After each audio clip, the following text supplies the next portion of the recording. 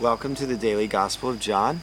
Privileged to do this. We're looking at the end of the account of the feeding of the 5,000 in John 6, looking at verses 14 and 15.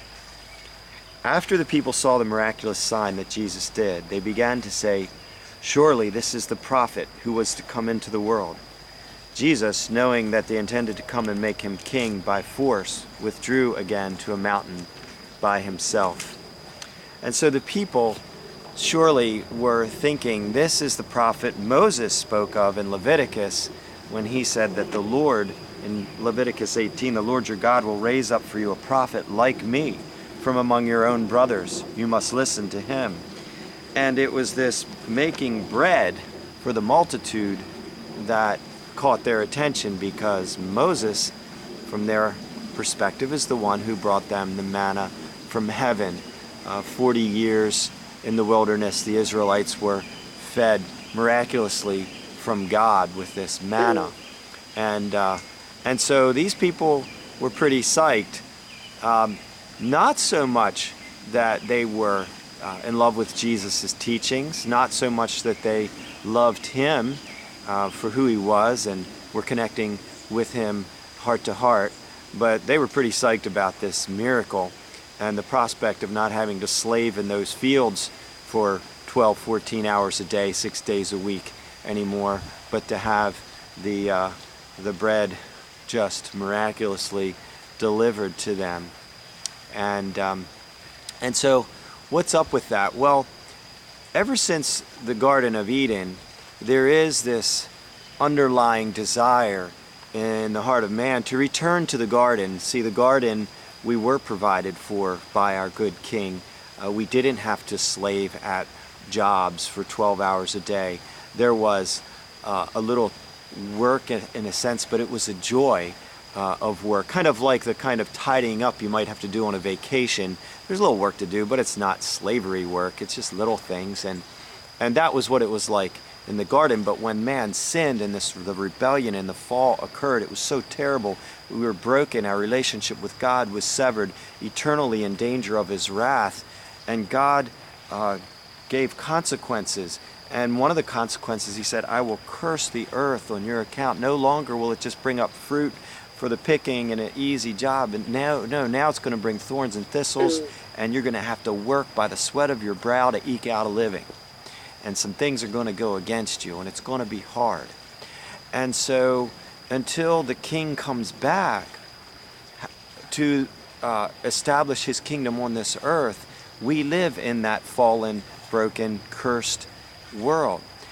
And really the curse was a blessing from God in this sense, that sinful, broken, bent humanity without work to keep them busy would only be able to focus more time on the bent and broken sin. People, like the old saying, idle hands are the devil's workshop. And a lot of people that cause a lot of problem in this culture do so because they're not working. And men need to work, and women need to work. So for one, God is gracious into us in a sense in that, yes, it's hard, but it keeps us out of trouble. And secondly, the blessing of the curse of this hard work that God calls us to is that it reminds us that we live in a broken, fallen world. Yes, we have to battle with weeds and blights and diseases, and it's one thing after another, Murphy's Law in effect.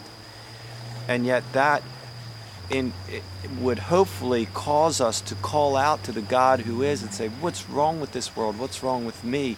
Because if everything were like the Garden of Eden, yet we were broken, we might just sail along smoothly enough and be satisfied enough that we wouldn't ever cry out to God to find out what's really wrong with us.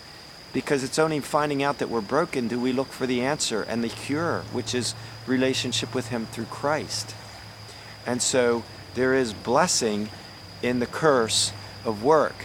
And people who want to look to government, to look to a king, they wanted to make Jesus king, not because they loved his teachings or believed him, just because he brought them bread. And today, we still face that in the world. Many people, naive to the fallenness of the earth and the reality of work, think that it's the government's job to take care of them. And this is rebellion. It's rebellion against the curse God put on the earth. It was rebellion that got us here in the first place. It's a second rebellion to think that we should not work and be taken care of by Big Daddy government. No. And so Jesus withdrew. And he's so different than politicians, isn't he?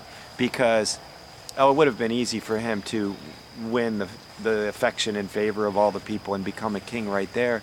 But he didn't want to become a king of people whose hearts were still bent and broken.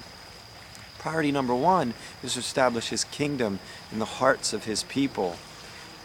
When he comes as the coming king and reestablish his paradise, yes, then we will have a king. We will be provided for. It will be eternal vacation. Yes, there'll be work to do, but it will be a total joy, not by the sweat of our brow, but it'll be a joy. God bless. Thanks for watching.